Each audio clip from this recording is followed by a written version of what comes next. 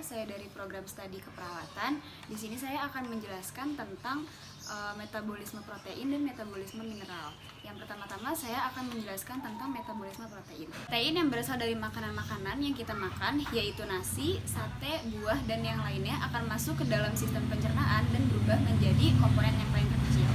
Dalam hal ini adalah asam amino. Terdapat 20 asam amino dan melewati proses yang berbeda-beda sebelum berubah menjadi energi di dalam tubuh. Terdapat dua kelompok. Kelompok pertama yaitu ada isoleusin, ada leusin, dan triptofan.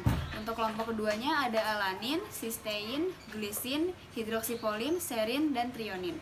Keduanya akan berubah menjadi asetil-CoA, akan tetapi pada kelompok 2, asam amino akan diubah menjadi pirufat dan menghasilkan karbon dioksida lalu menjadi asetil-CoA. Kemudian terdapat pula kelompok lain yang berubah menjadi asetil-CoA, yaitu yang pertama ada asam amino leusin, asam amino lisin, fetil-alanin, triptofan, dan tirosin. Kelima asam amino ini akan berubah terlebih dahulu menjadi asetoasetat menjadi asetil-CoA. Setelah asetoasetat terbentuk dibantu dengan oksaloasetat dan siklus Krebs yang memang sudah berjalan akan membentuk sitrat. Sitrat inilah starting point atau titik awal dari siklus Krebs. Sitrat akan berubah menjadi isositrat, kemudian berubah menjadi alfa ketoglutarat. Pada titik ini terdapat asam amino yang bisa langsung masuk, yaitu ada orginin, histidin, glutamin, dan prolin. Keempat asam amino tersebut akan terlebih dahulu berubah menjadi futamat sebelum akhirnya menjadi avokatoglukarat.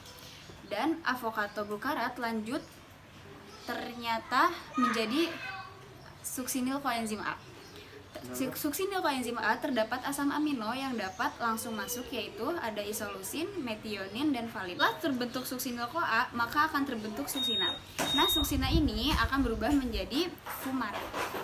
Terdapat asam amino yang bisa langsung berubah, yaitu ada tirosin dan feniblanin. Fumarat kemudian berubah menjadi matat dan akhirnya berubah menjadi oksaloasetat dan terjadilah terus-menerus siklus Krebs. Di oksaloasetat ini terdapat asam amino yang bisa langsung masuk melalui perubahan menjadi asparta terlebih dahulu. Di dalam tubuh, asam amino akan melalui proses transminasi sehingga terbentuklah nitrat. Nitrat yang tinggi akan mengakibatkan pembentukan amonia yang merupakan komponen toksit di dalam tubuh sehingga perlu dilibatkan komponen toksik ini ke dalam komponen yang tidak berbahaya bagi tubuh, yaitu urea. Biosintesis urea atau pembentukan urea terjadi menjadi beberapa tahap, yaitu ada aminase, deaminase, pemindahan amonia, baru terjadilah siklus urea. Sekian proses metabolisme protein yang dapat saya jelaskan. Kemudian saya akan menjelaskan tentang proses metabolisme mineral. Di dalam tubuh, mineral akan melalui beberapa proses sebelum diserap oleh tubuh. Salah satu proses dalam tubuh adalah bagaimana mineral dapat melewati atau melalui membran atau yang dikenal dengan transport membran. Transport membran sendiri dibagi menjadi dua, yaitu transport aktif dan pasif. Mineral, kecuali kalium dan natrium, membentuk garam dan senyawa lain yang relatif sukar larut, sehingga sukar diabsorpsi. Absorpsi mineral sering memerlukan protein, pengemban spesifik, atau specific carrier proteins. Sintesis protein ini berperan sebagai mekanisme penting untuk mengatur kadar mineral di dalam tubuh.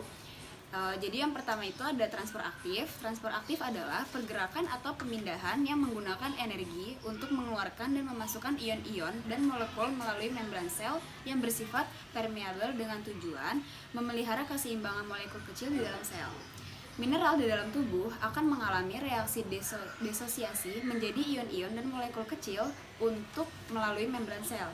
Pada transfer aktif, mineral akan melalui membran sel seperti halnya ion natrium, ion kalium, ion klorium melalui pompa natrium-kalium.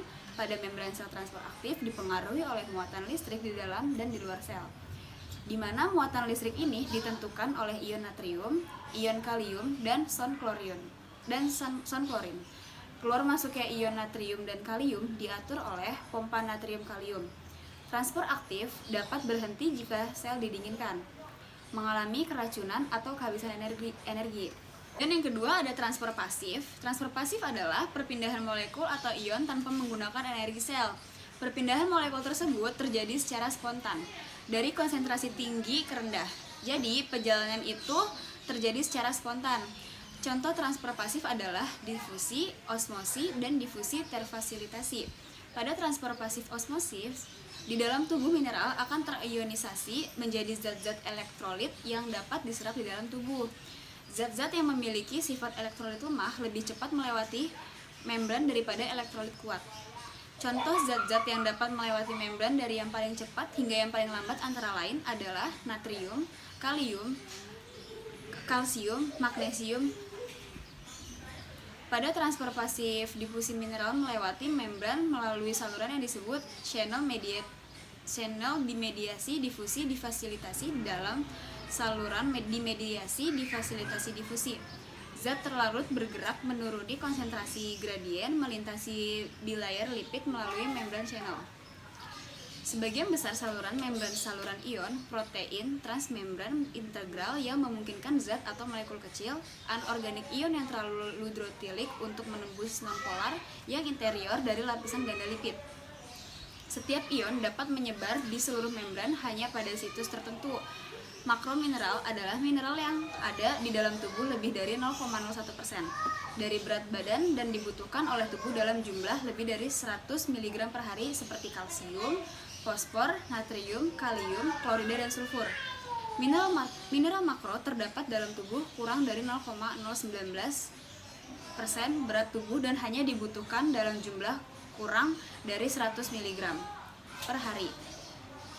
Mineral mikro terdapat dalam tubuh kurang dari 0,019% berat tubuh dan hanya dibutuhkan dalam jumlah kurang dari 100 mg per hari seperti besi, tembaga, iodin, zinc, kobalt, dan selenium.